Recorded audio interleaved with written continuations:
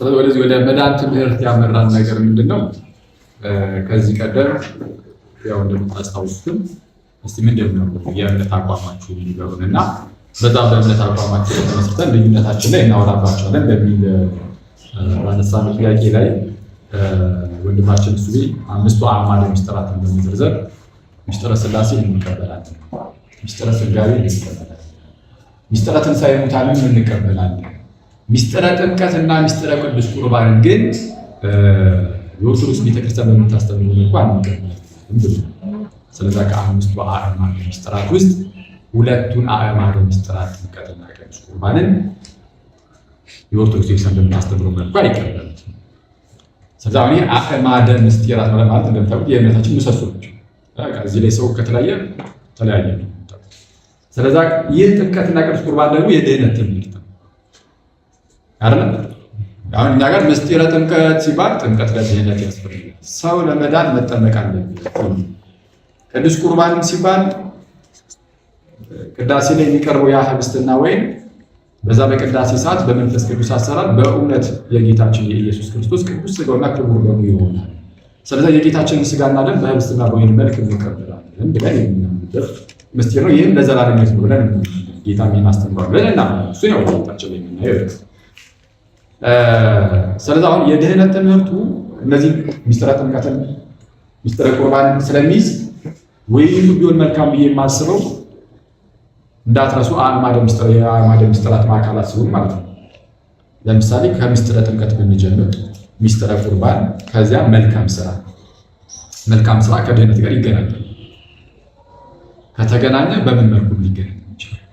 ይህንን እንደዚህ አንድ በአንድ ማየቱ መልካም። ግን ኢንጀነራል ዝም ብሎ ጠቅላላ ብቻ ዝም ብለን ድህነት ብቻ ከተባለ ግን እምነትን አንስተን ጥምቀትን አንስተን ቅዱስ ቁርባንን አንስተን መልካም ህይወት ወይም ክርስቶስን በመምሰል የማደግ ህይወት ወይም መልካም ስራ ማለት በብርሃን መመላለስ ማለት ነው። ወይም ጌታ እርሱ ኢየሱስ ክርስቶስን በመምሰል ውስጥ ማደግ ማለት ነው እና እሱን አንስተን በአንድ ውይይት ውስጥ አንችልም።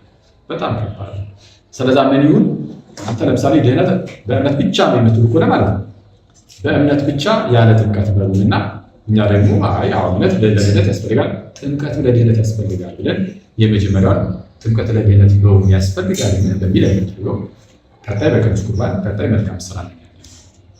ወንድሞቼ ቀጥላል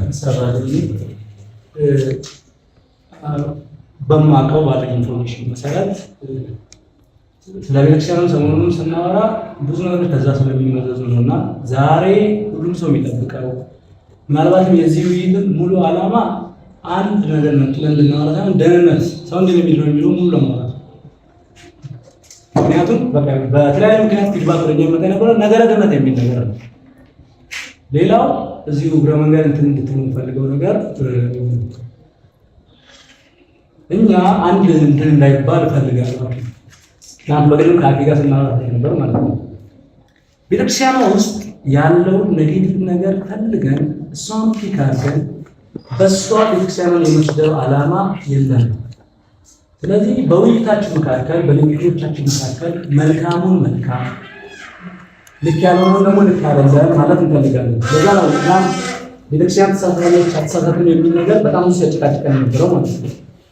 መልካም ስለማንፈልግ እኛ ምንድነው ማለት እንፈልገው በጎ መልካም መቀጠል ያለበትን ምርጥ የሆነውን የተሻለ የሆነውን ነገር የተሻለ ብለን በንግግራችን መግለጽ እንፈልጋለን። ለምሳሌ ስለማጣላን መዝለል አንፈልግም፣ ስለሚያለያየን መዝለል አንፈልግም። ስለዚህ ምትለየውን ፓርት ይካርገን በሱ ጉዳይ ላይ መጨቃጨቅ ሰው የምንፈልገው ሙሉ ነገር ድነት ነው። ይሄ ነገር አንዳንዱ ጭራሽ መልካም ሆኖ ቤተክርስቲያኗ ይዛ እንኳን ማይኖረዋል። ዞሮ ዞሮ የምንከራከረው ነገር ለመጽሐፍቶችና ለእውቀት ክርክር ሳይሆን ለኑሮ ነው። እኛ እያንዳንዳችን ልንኖር ሰውም ደግሞ እንዲኖር ነው የምንከራከረው። ስለዚህ መጽሐፍ ላይ ተቀምጦ የማይኖር ስለሆነ ስላለ የቤተክርስቲያኗ ትምህርት እንኳን የማይመስለው እሱ አለ። የቤተክርስቲያኗ ትምህርት የማይመስለው በጣም ሰው ስላለ ያንን ነገር ፊት ለፊት ማውራት የቤተክርስቲያን ትምህርት መሆኑን ማስረገጥ በውይይታችን አለበት። ማስረገጥ ስላለበት ሲነሳ ነገረ ድነት ሙሉ መነሳት ይችላል። ከዛ በኋላ ላይ ሪባስ በምናረግ ሰዓት ላይ የማለያየንም ደግሞ ፒክ አድርገን እሷ ላይ ምናልባት ጊዜ ወስደን ለውይይት እንድናሳይ። ስለዚህ በደፈናው ነገረ ድነት መሆን አለበት። ጥሩ ነው። ይሻል እንግዲህ ሀሳብን በደንብ ሰምቼዋለሁ።